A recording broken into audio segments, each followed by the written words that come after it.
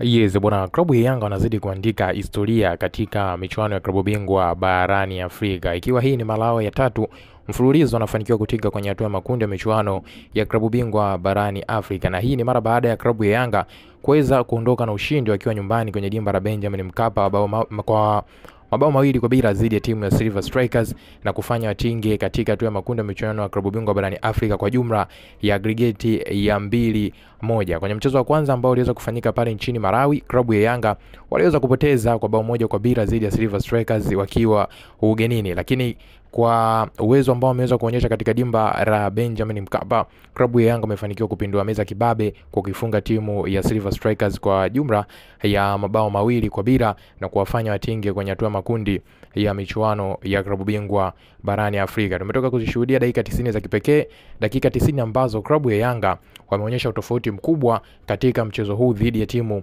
ya Silver Strike. Wamedominate mpira kwa kiasi kikubwa, wametengeneza nafasi nyingi, lakini pia wameonyesha uhodari wao na ubora wao na wameweza kujipambanua ya kwamba wao ni klabu kubwa katika michuano mikubwa ya klabu bingwa barani Afrika. Mabao yaliyofungwa na wachezaji wawili katika kipindi cha kwanza cha mchezo ndio hayo waliweza kusalia mpaka dakika 90 zilipoweza kutamatika. Bao la dakika 6 ya Dickson Jobu, mpira ukiwa koda, na bao la mchezaji Pacome Zouzoua kwenye dakika 33 wameisaidia timu ya Yanga kutinga kwenye hatua makundi ya michuano ya klabu bingwa barani Afrika. Alizungumzwa mengi, walitaja wachezaji wengi akiwemo mchezaji kama Uchizi Vunga, lakini mambo yote yamekushaweza kutamatika katika dimba la Benjamin Mkapa. Ni yapi maoni yako mwana mchezo wangu kuhusiana na ubora wa kikosi na jinsi ambavyo klabu ya Yanga ameweza ku-approach mchezo dhidi ya timu ya Silver Strikers siku hii ya leo? Njoo tuambie kupitia sehemu hiyo ya comment, lakini pia bila kusahau kulike, kushare na jambo la muhimu kuliko yote, hakikisha unakwenda kusubscribe channel yetu ili usiweze kupitwa na taarifa yote mpya ya kimichezo ambayo sisi